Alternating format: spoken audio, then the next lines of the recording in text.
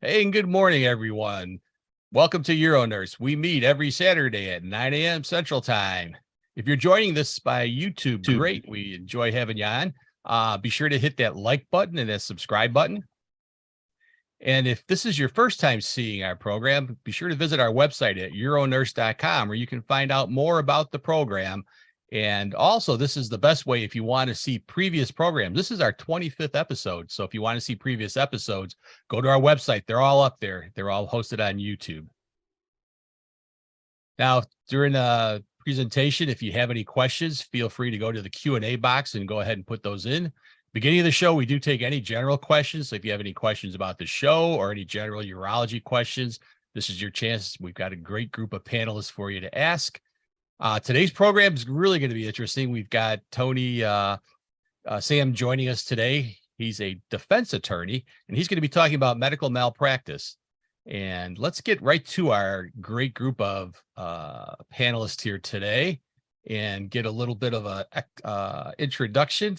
So Tony, why don't you take it away and introduce yourself? Well, hello, everybody. My name is Tony Sam. I'm a partner at Cunningham, Meyer Vedrine, where my primary practice focuses on medical malpractice defense, representing doctors, hospitals, nurses, you name it. If they're a healthcare provider, that's what we do. Great. And we're glad to have you. And for those that are joining us for the first time, I know there's a few people who signed up this time. So my name is Vic Sinise. I'm the host of the program, and I'll be guiding us through this whole journey. Lori, why don't you introduce yourself? Hi, my name is Lori Atkinson. I'm a certified urology nurse. I've been doing this for 24 years now, currently working for Northwestern at Delnor in Geneva, Illinois. Great. And John, go ahead. Give us an introduction. Hello, everyone. I'm a private practice urologist who wants to pay it forward by sharing my little experience in the business of medicine to benefit my colleagues. I have a strong interest in coding, billing, compliance, efficient practice management, marketing, social media, and online reputation management. I look forward to this great exchange. Absolutely. Fantastic. Guys, I couldn't do it without the great panelists that we have. I'd like to welcome all of our attendees that are showing up. We got quite a few names I see from before and some new ones there. So great. Welcome, Diane, Leo, Mary, Melanie, Neil, Rebecca, Robin, Shilipa, and Susie. So welcome. And I know we'll be getting some more, and some are over on the YouTube program too. Now I don't see any questions coming up, so nobody must have any questions. So I think we'll go into the next part of our program, and that will be to share some favorite stories. Lori, you said you had a favorite story you wanted to share. I'm going to let you kick it off. All right. Well, it's a favorite story that's actually going on right now. So we like to have fun in our practice. And some of my MAs for my birthday back in October decided to get me a life-size model of a penis with confetti in it. Of course. So it's been sitting in my cabinet since my birthday, and one of my coworkers and I decided, all right, let's have some fun with this. We're going to have some fun. So what we're doing is we are calling it Finding Peter. And so we hide it around the office, and then we have a little note on it that says, if you found Peter, please hide it for the next lucky participant. So it's now, mind you, we do not do this in front of patients. We don't want a lawsuit, right, Tony? That's right. So it's been going around the office, but the one day last week, we had kind of a head honcho of the hospital come in, and so right away, I'm like, oh my God, where's Peter? Where do you want this thing to pop? And somebody goes, well, unless she's going to use the microwave, it's okay. So the last I heard where Peter was, we gave it to we put it on one of the doc's desks, and it is missing again. So we don't know where it's at, but we like to have fun. That's why we're in urology, because that's right. we go into some crazy things. I do have a story I'm going to share. This not a funny story. This I think is more serious, but it's interesting. Early on in my career, and those that have watched the program know that one of my big specialties is erectile dysfunction, and I got into it early on, pretty much when it started to come out that all these injections were suddenly available for injections, for erections, things that were available before Viagra came around. One of my patients was a young MS patient, probably late 30s, early 40s. And MS to me is one of the most devastating things because it hits you in your early adulthood. You're just getting your life going, and all of a sudden you got this lifelong sentence that you're going to have.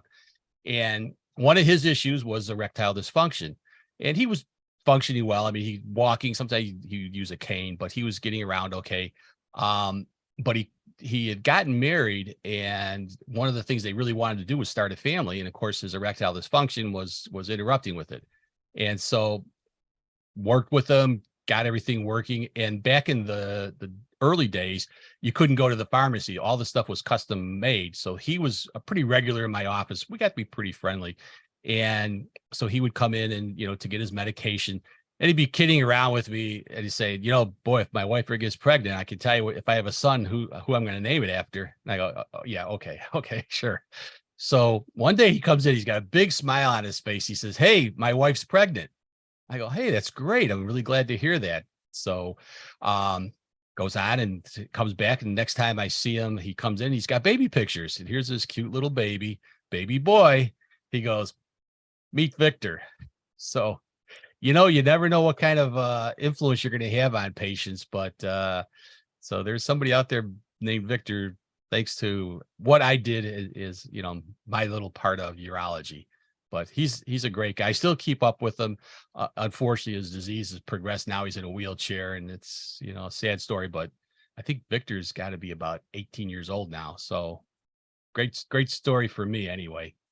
John, did you have anything to share, or Tony? Yeah. I'll open it up. Go ahead, John. Actually, something happened just yesterday. Some of the, as you know, aside from erectile dysfunction, well, I guess in urology, it's just a feel-good type of a lifestyle. A lot of things that we do, it relates to lifestyle. And erectile dysfunction is certainly one of those major ones. I also, aside from doing a lot of, the number one vasectomist in Arizona by volume, last couple of years, I did about 2,300 vasectomies. Aside from helping patients come worry-free, I also help make America pee again. And there's about a 30 to 40 million men problem in the US. That's called BPH, benign prostatic hyperplasia. One of the surgeries that I do is the traditional gold standard surgery, TURP, transurethral resection of the prostate.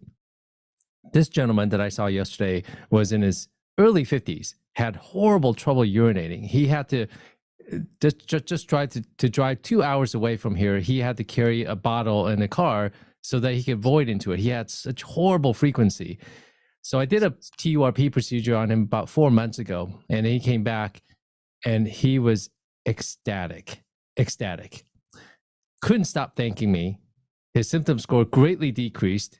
And he said, now I can just drive anywhere. I don't have to worry about where all the bathrooms are. I have a strong stream, no frequency anymore. My nocturia is going down. I only have to get up once a night. And he said, I'm not sure if I get up because I'm up already and I have to pee, or do I just simply go pee because I'm already up? So he was extremely grateful. And at the end of our conversation, he started tearing up. He said, Doc, I can't thank you enough for what you did for me. I mean, these are the interactions that make you keep going. Just like you have so much impact on people. So everything that we do impacts another person and probably their families, because now he's going to be able to continue to work and pay for my retirement and pay for his family's survival. Yeah. No, it's a true story. We don't know what impact we make all the time, but sometimes it's nice when patients give you that feedback. Did you mention what procedure you did? TURP, yeah. TURP, yeah. It's a lifestyle change for people, and you just underappreciate sometimes what we do. And when we get into trouble, legal trouble, we underappreciate sometimes, I think, what our legal friends can do for us. So I don't see any other questions coming through. So Tony, if you're ready, I'm going to let you switch over and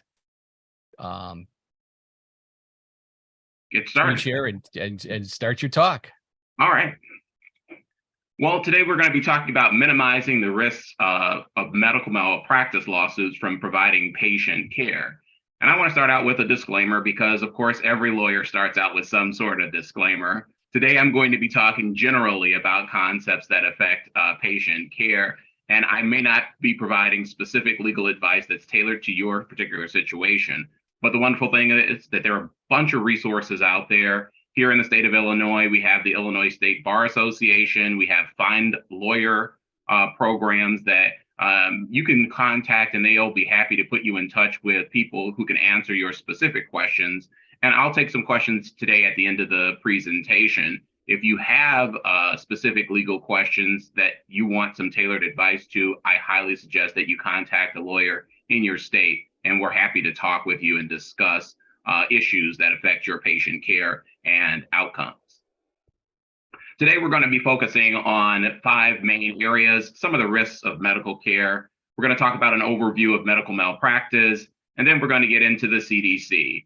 We're going to talk about continuing education and training, some documentation and communication, because in my experience, those 3 things are ways that we avoid medical malpractice lawsuits. Well, we all understand that there is risks associated with providing patient care. Most patients come to see you. They seek out your services to keep things from getting worse, to prevent things from happening, or for general health care maintenance. The problem is that people are not like automobiles where you can just hook them up to a machine and they'll spit out a code that tells you you need an oil change, that you have a blockage in a certain type of area. We do have medical instruments that tell us what's going on inside of a patient, but it doesn't always tell us how to fix them. For example, a doctor or nurse could provide treatment to 100 patients with the same condition. They know it. They've seen this 100 times, and 99 patients can act one particular way with the same course of treatment, but you have that one patient who doesn't necessarily have the same outcome, even though the healthcare provider did everything the exact same way he or she did the 99 other times. And that's sometimes hard for individuals to understand, that you're practicing medicine and not necessarily guaranteeing an outcome. You may not be able to fix what's wrong. You may not be able to cure a particular ailment because bodies act differently, even if you provide the same type of treatment. Here in the United States, we unfortunately experience some medical errors. Those things happen due to maybe an act by a healthcare provider or inactions by healthcare providers. It could be a problem with a system at a facility or a combination of factors. One of our goals is to minimize those types of interactions with patients because in the US, we suffer about 250,000 patient deaths each year. And so all of us should work towards having no preventable harm to patients. And we'll talk about some of the ways that we can do that. But these 250 or so deaths, or those cases that involve medical malpractice, are usually situations where the patient or the patient's lawyer thinks that there was some sort of medical error. Well, let's talk about some of the overviews of medical malpractice. Everyone thinks that, if you file a lawsuit, it has to have merit. That's not true. In America, anybody can file a lawsuit as long as you have the required filing fee or a fee waiver. Clerks in your county or in your district where you live, they will accept the court papers, often called a complaint.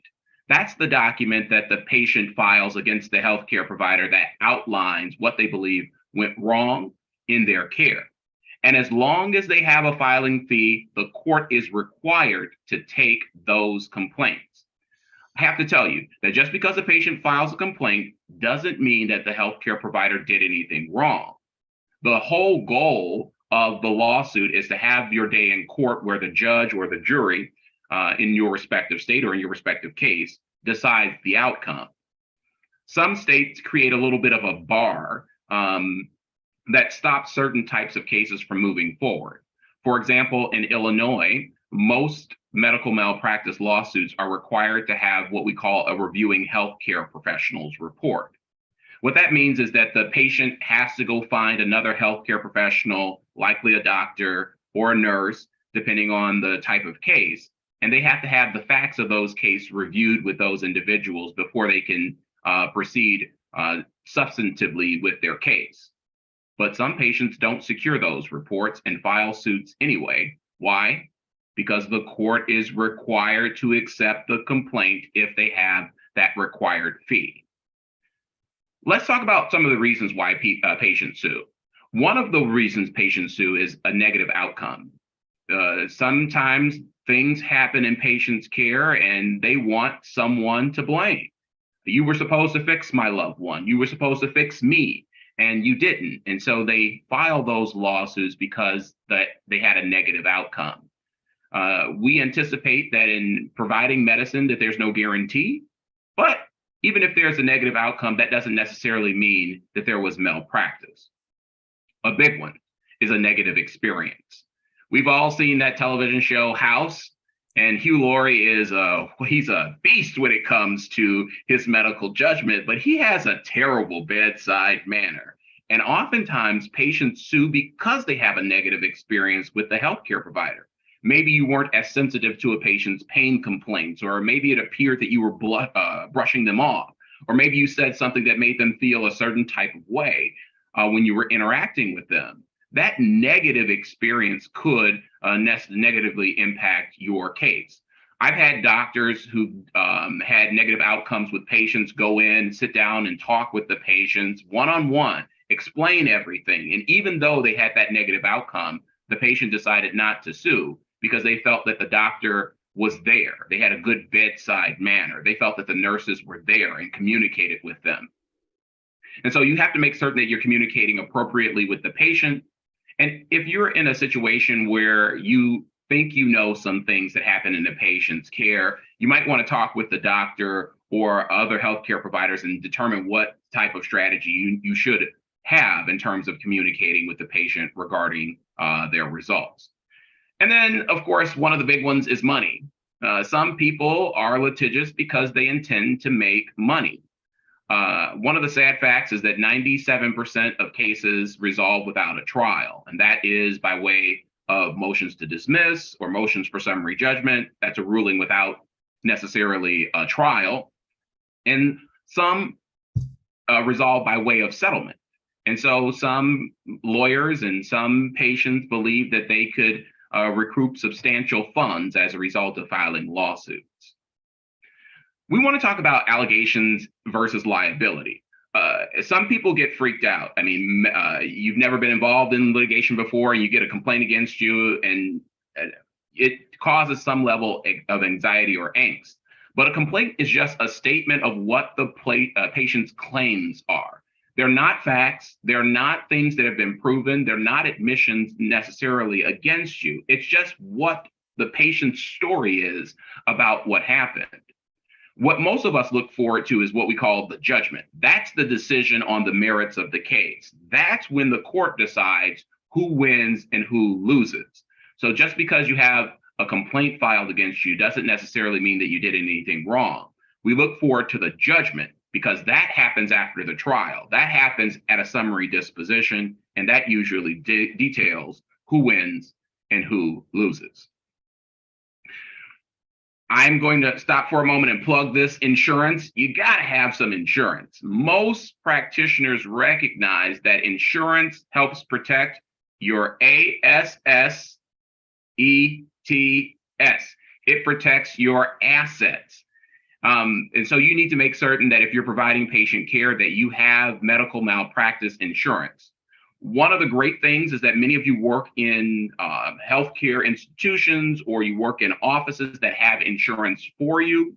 And some of you who don't, you want to make certain that you reach out to a reputable insurance company and secure your medical malpractice insurance. Here's why it matters.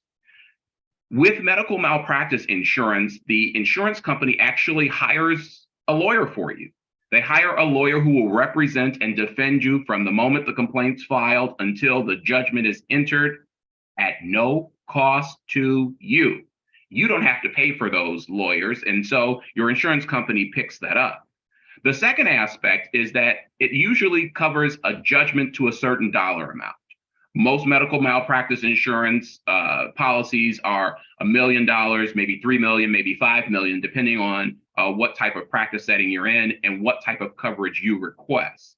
That's important because if a patient has an outcome, a negative outcome, and they sue and win, you want to have some insurance coverage that will pay the judgment so that you don't have to risk your kid's college fund, your house, your car, things of that nature. So I often say I get insurance to protect me. I want my assets to be secure. I want the things that I work for and that I built my life to develop to pass on to my children and their children. So getting insurance matters. Make certain you have some. So let's talk about the overview of a medical malpractice. If you are ever involved in a situation where a lawsuit's filed against you, take a moment, take a deep breath. Some people can go 20, 30, 40 years in practicing medicine or in nursing care and never have a lawsuit.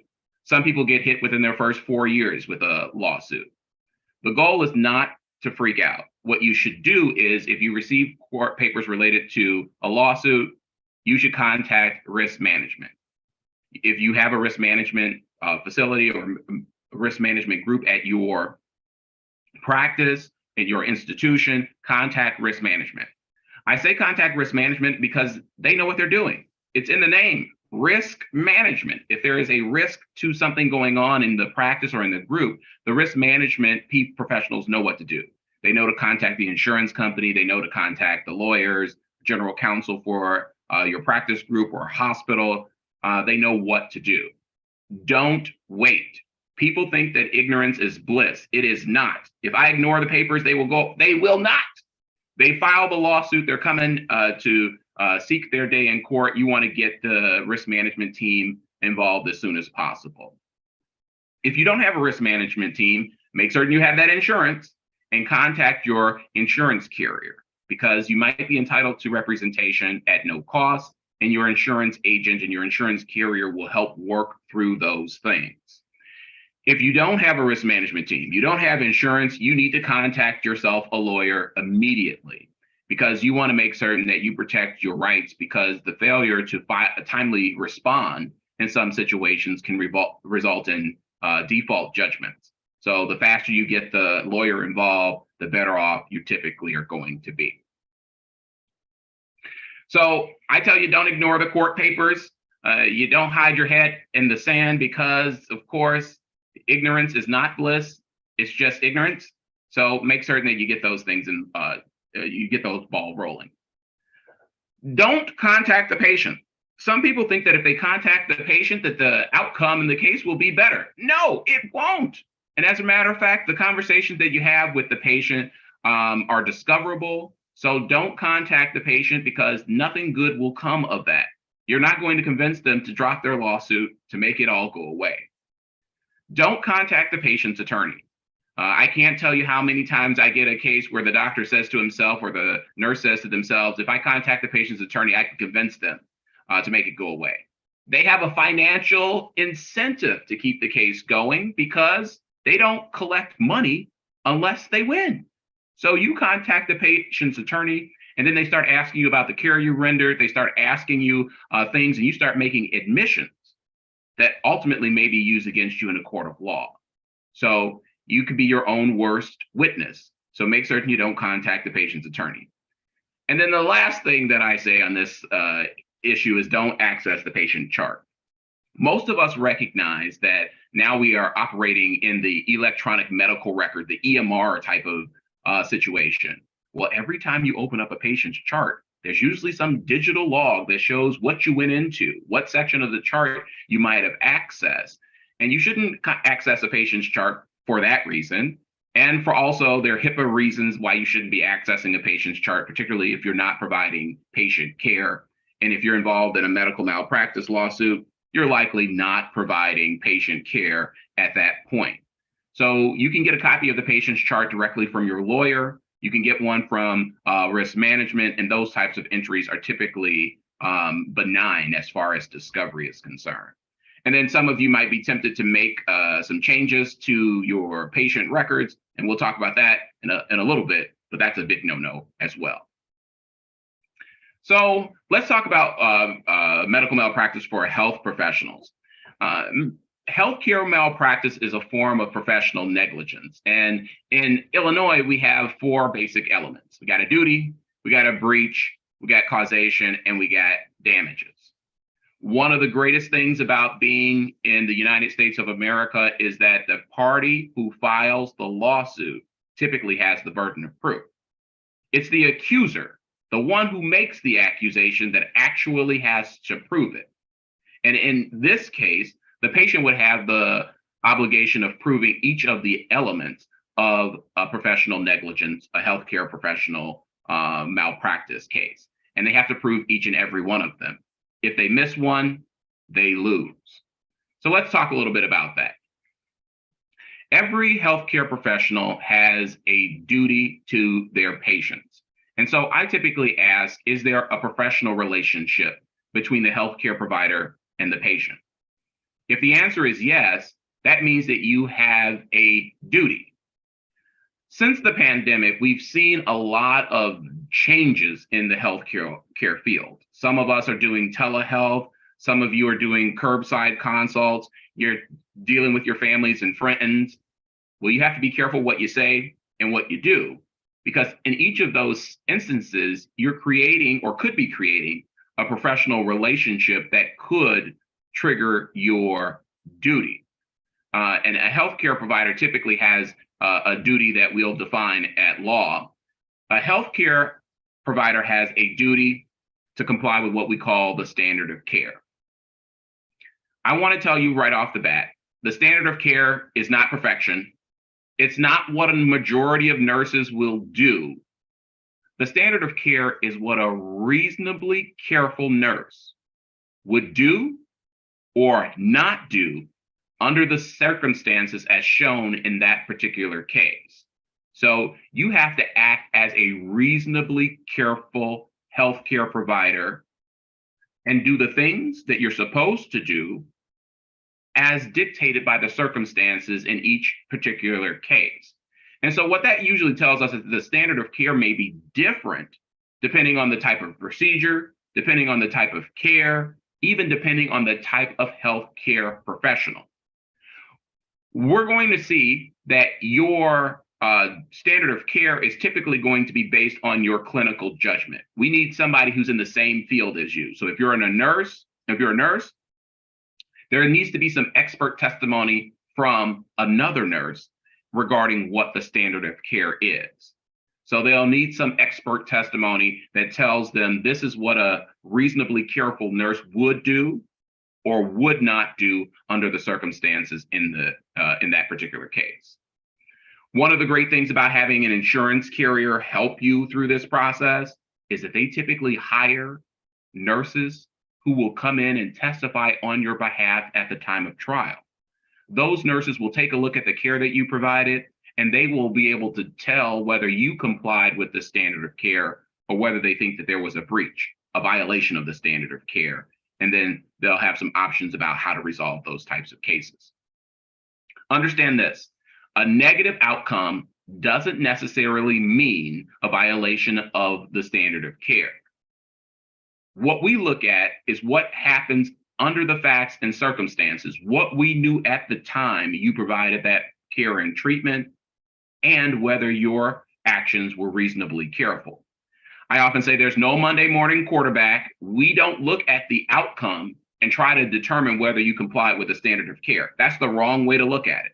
The appropriate way to look at it is while your boots were on the ground, while you were in the patient room, what information did you know or have access to, and how did that inform your decisions regarding patient care?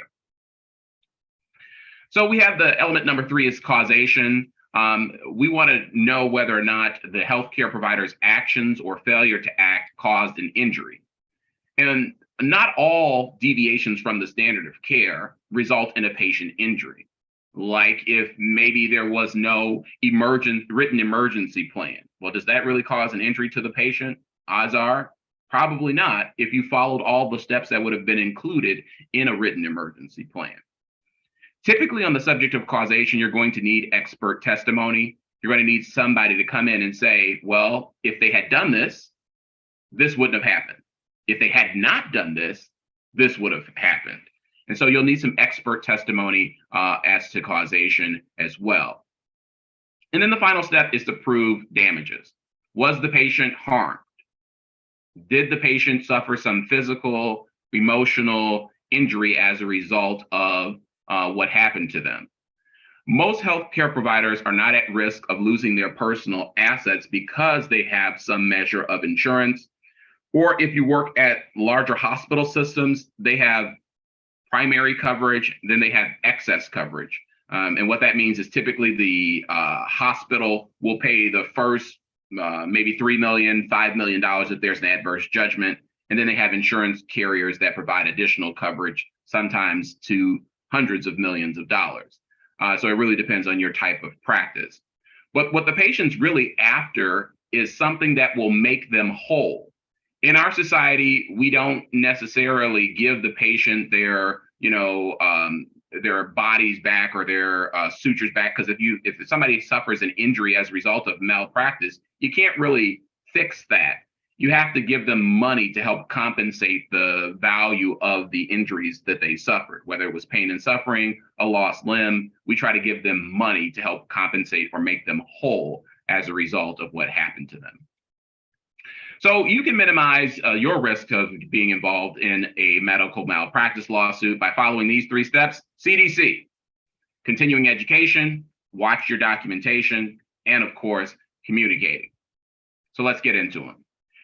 We know that every one of you as a nurse and even our doctors, we're required to undergo continuing education. For nurses, you need to get you are up for relicensure every so often. And so you need to have those continuing education units in order to qualify for your relicensure. I like continuing education because my whole goal, even in the practice of law, is to get smarter. The things I knew 12 years ago when I started practicing law have changed. We have new Supreme Court cases. We have new amendments to the rules of evidence or civil procedure every other year or every year. The same thing happens in nursing. The things that you all did 25, 30 years ago, for some of you, may not necessarily be the same things that you do today. How do you find out about that? How do you find out about changes or new developments in nursing or in medicine? You have to continue to educate yourself. You have to go to these continuing education courses and you have to pay attention to what's going on there. I often say pick continuing education courses that you will use.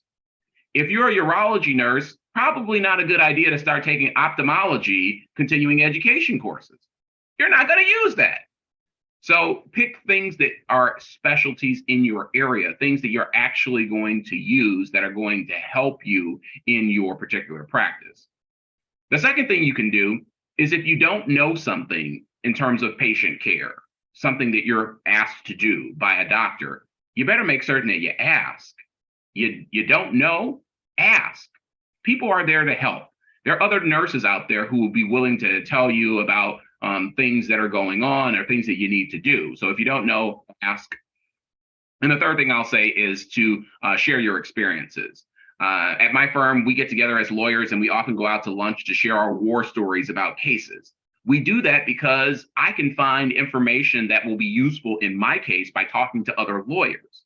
The same thing happens too at your facilities. So if you have an experience with a patient or with a doctor or a particular procedure, you want to share those experiences because they could come in handy. They could be something in the back pocket of another nurse that they'll use when they encounter those same situations. So experience matters. We'll talk about documentation in a little detail. We'll talk about some education versus practice and litigation. We'll get into some of these electronic medical records issues, talk about policies and changing records. No, don't change the records. Let's talk about documentation. When I get involved in a medical malpractice lawsuit, I I have a way that this document comes out that looks entirely different than what the healthcare provider has at the station. So you all receive education. And when you go to nursing school, what they tell you about documentation is great. Some of you probably have heard, if it wasn't documented, it wasn't done. And I often say, really? So if I failed to write down in the nurse's notes that the patient had an above the knee amputation, does that mean he really didn't have an above the knee amputation? I mean, he walked out with one leg. He had an above the knee amputation, but you've been educated. You've been told that if it wasn't documented, it wasn't done. And then you go into a deposition and you say, yeah, it wasn't done. No, that's a trap. See, the whole point of if it wasn't documented, it wasn't done is to tell you the importance of documentation, to give you a guidepost to make certain that you write down things that happen in a patient's care. But let's be practical. You can't write down everything. It's not like you have some stenographer or court reporter there transcribing every word that takes place between a patient. Instead, your documentation is a summary of things that happen in a patient's care. And so don't buy into the concept that if it wasn't documented, it wasn't done, because there are circumstances and situations where things don't get documented and we know things were done. We might not be able to tell from your nurse's notes, but some hospitals have flow sheets that show when you administered medication. Some automatically record when you walk into a patient's room or when you access things in the patient's chart. So you may not be able to write down everything that was done in the patient's care, but that doesn't mean it wasn't done. So take some time, talk with your lawyer, talk with your risk management department, and see if that really is true regarding that patient's care about your documentation. We know that there's some practical realities when it comes to providing patient care, and you're not able, because of time or resources, to be as thorough in your documentation as you would like. It happens every day. Because if a patient starts to code in a room, the last thing you're going to be like, well, let me get this documentation done real quick while the patient's coding. No, you're going to go and deal with that emergency. And so there's oftentimes that there's a delay in writing your notes, and that's okay. But you should devote that last 5 minutes of your day or that last 15 minutes of your day to make certain that your documentation is done for that day. Because the longer you get away from it, the less likely you're going to be able to remember the pertinent things that happen in patient's care. But understand that we recognize the practical realities of patient care, and you're not going to be able to document everything. Here's point number 3. Most healthcare providers don't document for litigation, because you don't think that you're going to get sued. Of course, no one does. You don't wake up this morning and be like, you know what, I'm going to go in and provide some care and I'm going to get sued today. That doesn't happen. So you never thought a lawsuit was coming in a patient's care. So you didn't know that if you had written this one sentence or if you had said this one thing in your note, that would have been something that would have been useful in litigation.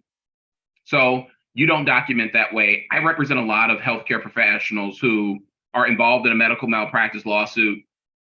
And afterwards they say, oh my God, I really learned how to document from being involved in this lawsuit, because now I know what people are really going to say when we get involved in a lawsuit. So you want to be cognizant about the things that you write down. You should write down the major things and important things in patient care. Some of the things that I like to see in clients' charts: you discuss risks of procedures, you document medication, you document people who refuse to follow your medical advice or the recommendations of a doctor. If those things happen, you should make certain that they end up in somebody's note. So we document so that we can prevent medication errors. If a patient has an allergy to a medication you don't want to give them, make certain you put that in the note. Or sometimes there might be contraindications, or there might be negative outcomes or side effects if you mix certain types of medication. So we want to prevent medication errors. Oftentimes that should be taken care of by the pharmacy or pharmacist. But if you as a nurse or you as a healthcare provider don't put that in the note, that's a problem. The second thing we have is communication errors. You want to document so that you can communicate what happens. Look, doctors are not always there with the patient to see that they complained about swelling in a leg or they had pain or discomfort in a certain area. And so communication with other healthcare providers is important, not just for communicating with doctors, but communicating with other nurses. You are the front line oftentimes in patient care. And you talking with each other about what happened on your shift, about what happened in this with this patient during those handoff sessions can be very, very, very important. And so you might want to communicate with other healthcare providers, do your verbal sessions, but you also want to be able to document that in the file because it could be important for the person who comes on behind you, whether it be a nurse or doctor coming back and looking at the file. And another reason you document is because what you document in the patient's file is typically going to be a reference point for that patient's condition at that specific moment in time. And so it's important to know what's going on with the patient's care. We have electronic medical records, and I say data and metadata. There is so much happening nowadays with the electronic medical records. Most patients' attorneys want to have access to those because they think that there is some interesting thing that happens in those records, and they want to have access to those things. So you want to make certain that you recognize that there are electronic medical records that actually produce audit trails. They produce information showing who accessed the patient chart, when, and what they did. So you should only access the patient's records when you need to provide patient care, and be cognizant about that. I can tell you that oftentimes I see healthcare providers go back into a patient's chart and start writing notes after an adverse event happens. And now most people start to think that there is some conspiracy going on, that the healthcare providers are now trying to cover up something that happened in the patient's care as a result of that negative outcome. So you want to be cognizant of that and know that most companies have records that track when you access the patient care records and what you do when you access them. Make certain you understand what your record policies are in your company. You want to review your record policies, make certain that you are up to date on them, and be careful with how you document. Some people engage in this practice of cloning. You are going to see a patient for 5 days while they're at your facility, and you clone your first record into your second record, into your third record, into your fourth record, but you forget to change things about the patient's care. Don't do that. If you are going to clone a section, well, maybe you want to clone the history of present illness section, but go in and actually change things around. Change your sentences around so that people know that you're not just duplicating a note from an earlier interaction. And make certain that the information is accurate. I can't tell you how many times I'll read a medical record and I'll have a doctor at a deposition. He'll be like, you know what, that's wrong. Because if you look at my earlier note, it says blah, blah, blah, blah. Well, they engaged in the practice of cloning and forgot to make changes to the patient's records. Be careful of that. And some of you have default entries because you have templates that are produced by your healthcare facilities, and you have boxes that you check or are supposed to uncheck. Pay attention to those things because those check boxes and unchecked boxes can matter in terms of the things that you have documented in your records. And I know some of you end up in situations where you have these lists, and you can only check between 1, 2, and 3 on that list, but you believe that the patient needed something more specific. Write that in a space on the note. Find a free area in the patient's chart and document if you think that there is something specific or something unique about the patient situation that should be documented in the record. Here's my general advice. Don't, under any circumstances, alter, correct, delete, or make additional or explanatory comments in a patient's record without discussing the matter with risk management, especially after a sentinel event, an adverse event in the patient's care. They often say the cover-up is worse than the crime. Well, they usually mean that because you don't want to necessarily be in a situation where people are saying that you made these changes because of the adverse event. Oftentimes, risk management will involve lawyers in those situations, and sometimes I even provide advices to risk management professionals when there is an adverse event and there was something missing from the patient's records. Oftentimes, the risk management professional and the lawyer will agree that you might need to have an addendum or if you need to have a late entry, those might be okay depending on the circumstance, but you should make certain that you get some advice. It would be better to get things right the first time if you can, so that you can avoid the allegations of some ridiculous cover-up. Dictation. Some of us use dictation to help write our notes, and we forget to review and edit them. So Dragon, for medical professionals, doesn't always get it right. Sometimes there's transcription errors and things that don't really make sense. And so you want to make certain that you review your documentation and you edit the documentation as appropriate. Some do's: you want to use proper notations to prevent misunderstandings about patient care. Make certain that you're using the proper abbreviations. Some hospitals say don't abbreviate certain words because they're misunderstood. You want to use appropriate terminology to avoid errors and confusion. You should timely complete entries in the patient's chart. The same day is often preferred. If you can do things the same day, you won't have a backlog in terms of your records, and you won't forget stuff that's important to patient care. You want to document a patient who's non-compliant and document what actions you took to address the non-compliance. It's not enough to say the patient was non-compliant. You have to always say that you advise them that they should follow up, follow this advice, do those things that have been recommended. Don't. Typically, you shouldn't be writing negative, judgmental, or even subjective comments about patients and their families. They don't typically play well in front of juries, and here's why. They'll say you didn't give them good care because you wrote these negative things about the patient. Because you were mad at the patient, you decided to, write your negative review of the patient in the medical chart, and that's why you withheld the pain medication. That's why you didn't give them the support that they needed. And so you shouldn't necessarily write negative or judgmental things about the patient, but you should write objective things. Patient refused, patient combative about certain when you walked in. And you want to write those things down in the patient's chart and be objective and describe how the patient was being combative, because the patient was verbally abusive and said these words. Those are things that you should write down because those are objective. Not that the patient is a moron, not that the patient is an idiot, not that the patient, is stupid and won't follow don't write those things down. But you want to write down the things that would seem to be objective in terms of patient care. Let's talk about communication. We need to be able to talk.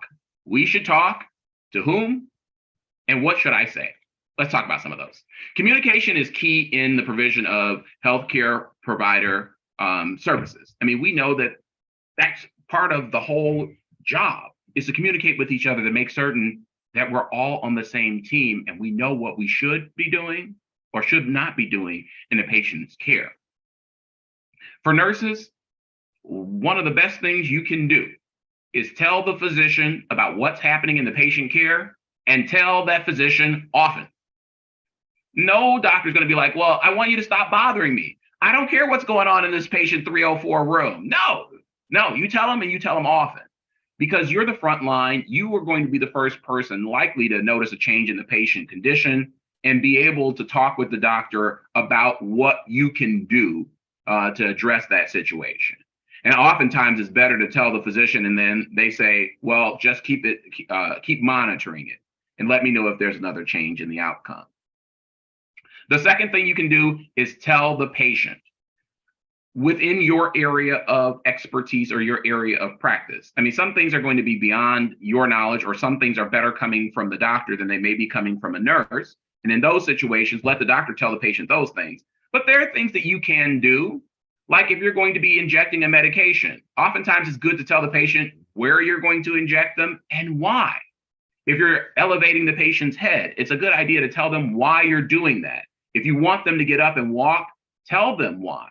We need you to be able to do these things because it's going to help you get back on your feet. It's going to help you be able to go home. Those types of relationships between the nurses and the patients are gold, because they'll start to trust you. They'll start to be more accommodating to those requests. And then the third thing you can do is follow up on test results. One of the big things that people fail in doing is following up on some of those results. As patients, we recognize sometimes we have to call and say, hey, I had a blood test last week. What were the results? I mean, I had a test last week. Tell me what happened. because some of us think that no news is good news, but that's not always the case. So make certain you follow up on the test results, make certain that things are coming back that have been ordered for the patient and that you're giving them what you're supposed to. How you communicate matters. I have been involved in a number of cases where nurses and doctors are texting back and forth to each other on their personal devices about patients. And I say, oh no, oh no, oh no, oh no, no, no, no. Because there are some HIPAA privacy concerns about exchanging those types of messages. And then most patients' attorneys have gotten smart and they start asking the questions, well, were you texting back and forth with other nurses or other healthcare professionals about those cases? One, you really shouldn't be using your own personal devices to communicate unless your hospital or healthcare group has a policy or practice regarding that. I can tell you that text messages are discoverable, but phone calls, nobody takes a transcript of what happens in a phone call. So if you got to talk about a patient's care, pick up the phone, call them, say what you want over the telephone to the other healthcare providers, because there's usually no transcript of what happened to those phones. But those text messages, they can be damning. I have seen them happen that way in a couple cases where the nurse was texting back and forth about a patient's care, and it comes back to bite everyone in the derriere. So better safe than sorry. If you're communicating with a patient and you can't escalate that to another medical provider, send the patient to the ER. Every nursing triage note, every note that about an interaction with a patient about a complaint or condition should include the words, if you don't get better, go to the emergency room. If you're still feeling the same way in an hour, go to the emergency room. It's better safe than sorry. So always advise the patient when you're doing phone triage or telehealth, or if you're stopped in the store and somebody's asking you about a medical condition, go to the emergency room. Go to the emergency room. If you're ever in doubt, send the patient to the ER. Minor delays can have disastrous consequences for certain patients, particularly post-surgical patients, post-op patients, or even in an emergency setting. So I always recommend that you advise the patients to go to the emergency room and don't say wait till tomorrow or the next day. Tell them to go to the emergency room. You also have to be careful what you say. If a patient asks you a question that's better for a physician, let the physician handle it.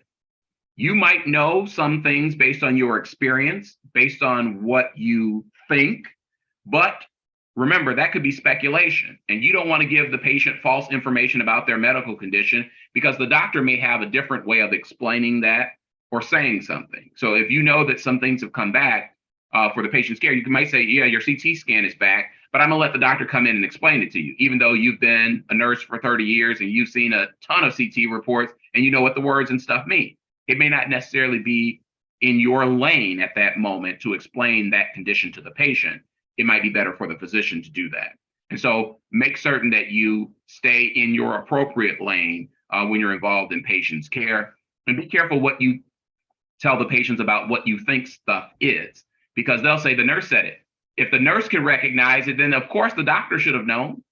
And so you have to be careful sometimes with what you think about patients' conditions. You have a right to remain silent. Everybody knows this. Anything you say can and will be used against you in a court of law. We call that the Miranda rights. And most of us think of that in a criminal case. But let me tell you, in civil cases, your words will be used against you. We call those admissions. So be careful what you say and to whom you talk to. That's why one of the things that I tell my clients when they're involved in litigation, never talk to the patient's attorney, always talk to me, because our conversations are protected by attorney-client privilege. You should consult risk management when you need it, seek legal help, and don't go at a legal process alone. We're all here to help and to do this together.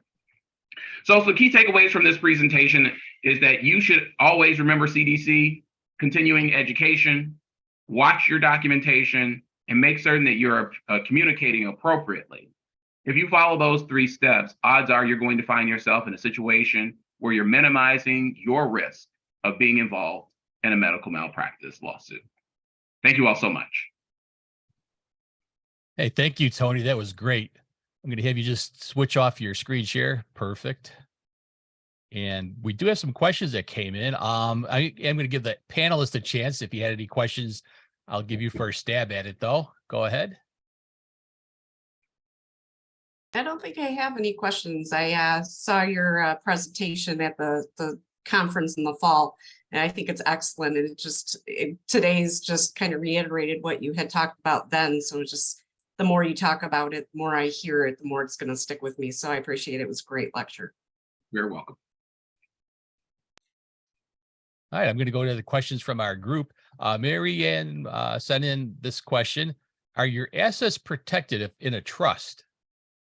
They can be, depending on how the trust is set up. As a matter of fact, most healthcare providers early in their career will start to set up trust as a way of shielding certain assets from malpractice judgments. You should always consult with your trust and estates lawyer and make certain that they are shielded or protected in a certain way, because you have to make certain that you set them up correctly. One of the things you have to watch out for is that you can't start setting up trusts to protect your assets when you are involved in litigation. That's usually seen as a sign of bad faith, like you're trying to defraud the injured patient from those particular assets. The best way, in my view, to protect your assets is, one, to make certain that you have insurance. The second part would be to have a good trust plan. All right, very good. Leo sends a question. Great presentation, valued and acknowledged. Question: what patient signs, symptoms, behavior, statement, red flags, example, different providers for the past 2 years, can be considerably a litigation high-risk tier? Well, it really depends on the specific area of practice and the type of patient that you're dealing with. Oftentimes, you're going to see some patients are belligerent and they are overly demanding in certain areas. Sometimes, one of the areas I see it a lot is regarding pain medication. Like, a patient says that they're in pain and they've just received their maximum dose for that particular time period, and they think that they're entitled to more, and you don't give it to them because you have a policy regarding that. And then they feel some kind of way about that type of interaction. Oftentimes, people complain because they don't think that they're getting enough attention. Maybe the doctor doesn't come in enough and they get angry because they've seen the resident 3 times, or the nurses aren't making as many trips to their rooms as they would like. And those types of situations, I think it's looking to more so communication with the patient, reminding them that they could use the call button, or they could, ask you some questions, and making certain you ask them before you leave the room. Do you have any other questions? Is there something that you need that you haven't gotten? And those types of situations or questions sometimes diffuse the interaction between the patient and the healthcare provider. But some of us know that there are certain situations where you can't turn away patients, because you might work in an emergency room, and if everyone walks into an emergency room, they're going to be seen. So you should recognize that. And then if you're in a practice where you know that you can't treat a patient, you should make certain that you give a written referral to the patient and document that in the medical file if you're turning that patient away for whatever reason. Good. And this interesting question came up. Can you file malpractice against federal providers? I think they're like people who work for the VA, etc. Yes, there is typically a limited waiver of sovereignty for the federal government. We call it a Federal Torts Claim Act. They can file lawsuits in federal court against federal employees for providing federal care. I have a few cases right now where that's happened. The majority of those happen as a result of prison care, but I recognize that there could be cases involving veterans and people who treat at the VA. Good. We do have a compliment for you. Fran Foley said, "You're excellent speaker. You'd be a great one for our annual conference, our big SUNA conference." Well, I'd be happy to join you. Always put that out there for him. You did a great job. I can't thank you enough for being on. Here's some comments from Paula Wagner. I think makes sense. Be sure to note whom is with the patient at the visit. Mm-hmm. That's smart. That happens. I love when I know that there's been a family member or someone else there, especially for situations involving informed consent. Sometimes patients aren't able to do it, and a family member or someone else signs. So it's good to have interactions with the family when they're there too. Yeah, I think that the take home is you can't chart too much. No, there's no such thing. And then Paula also noted that surgical patients are high risk for urology. I think I did hear a comment that vasectomy was one of the more litigated. I don't know if you've heard of this or not. I'd heard at some meeting that was one of our more litigated things in urology. Yeah. And it's interesting because you never know what type of case you're going to get. Maybe it was a vasectomy that reversed itself. I know some people, and we have some ethical debates at our firm sometimes about these wrongful birth cases. Excuse me, because sometimes that happens. And I think one of the practice points that every urologist probably should tell a gentleman undergoing a vasectomy is that, hey, it could undo. I mean, there's a chance that it could, things could happen depending on the type of procedure that's performed, and never provide there's a 100% guarantee that this procedure will work. Because the body has a way of sometimes regenerating, and people are like, "What? I don't know." Yep. I think it needs to be in your informed consent for sure. Yes, absolutely. Yeah, that should be verbalized and also on the informed consent and on the explanation. As a matter of fact, if you go to my website, underneath one of the tabs about vasectomy, that specific point is made on that handout. Potential failure rate of 1 in 2,000. Okay. Yeah. And as far as documenting who is in exam room, so it could be in a hospital setting. In my situation, it's in a clinic setting. I document as part of my physical examination, because when I'm examining the patient, I document exactly who is in the room. So I see a lot of vasectomy patients, not just the patient is in the room, but the wife and also their son. I document that they are in the room when I document the physical examination. In addition, if I'm doing a surgery, in assessment and plan, I write down all questions are solicited from the patient and wife, who is also present, and they voice understanding. You want to include that in context. And I think that's one of those defense moves. It's a great practice point. Also lets you know who you can call in as a potential second, witness. who he said, she said. Now you got, and they said. Those are all good practice points. Informed consent is often a big issue because patients often say, well, the doctor didn't tell me about the risks. And, some of our hospitals have standard informed consent forms that list the general risks, but sometimes there's specific risks to certain patients that don't end up on the informed consent form. It would be good practice to add those specific risks to a patient in a particular note.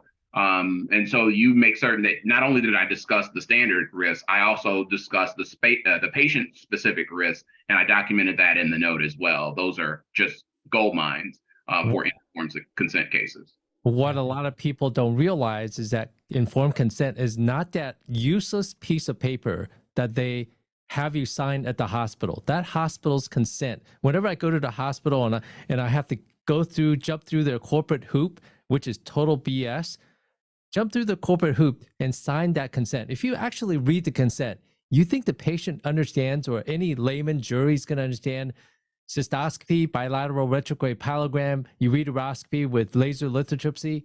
No. So that is not a consent. That is a useless piece of paper. That is administrivia.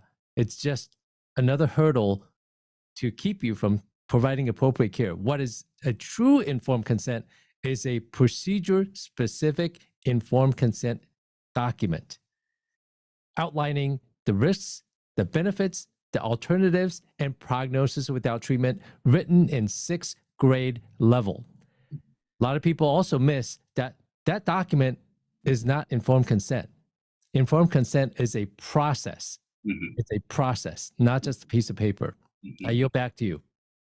That's an excellent practice point. I'd add to Dr. Lin on the backside is that what I find to be more useful is you can have the standard hospital informed consent, but in your note, when you say explain procedure to the patient, or you describe the procedure to the patient and you use the layman's terms in your note, that is belts and suspenders. You comply with the hospital's aspect of it, and then you explain the procedure using those non-medical jargon when you're explaining it to the patient. That's often very good.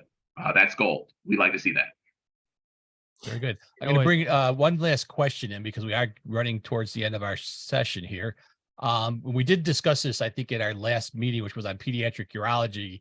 What about having a chaperone present for the exam? I don't know if this is something that you encounter as defensive attorney, or if it's more criminal law, but we were talking about how a female patient might claim that somebody, you know, inappropriately touched them during an exam. You have thoughts on that? I actually have cases like that. Usually there are OBGYNs or gynecology cases, male gynecology cases with male gynecologists with female patients.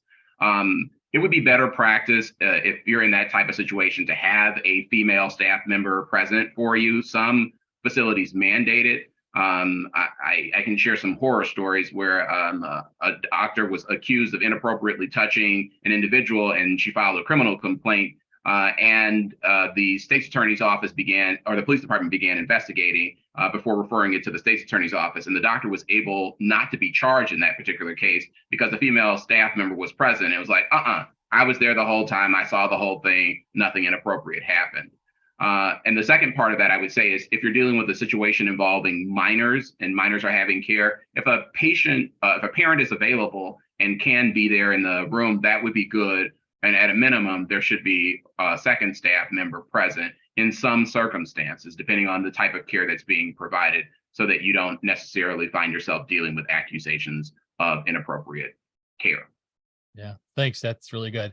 We are going to keep moving on because we are at the end of our session. I do like to keep things on time. I want to remind everybody, next week we do have a great conference or another great program coming up on bladder cancer therapies given by our own panelist, Lori Atkinson. So tune in next week for that. Of course, if you didn't get enough and you still got more questions, you're more than welcome to go ahead and get to that after party. Just go over to our website, euronurse.com, hit the big button that says after party, and you can bring your questions and concerns, or just want to talk about anything you want. We'll meet you over there at that. Again, I would like to thank Tony for his time. This has been great. I think this is something that we all dread that we could have this happen sometime, but it's really nice to have somebody that could really, I think, summarize what we need to do and make us, I think differently now when I chart to make sure that I'm always trying to put those notes that I want to cover all this stuff. And it's especially easier with electronic medical records because now people can read what I put in the notes. It's very good. All right, everyone, have a great day. And those of you that want to join us in the after party, we'll see you over there. Thanks for your time. Thank you all. Thank you, everyone.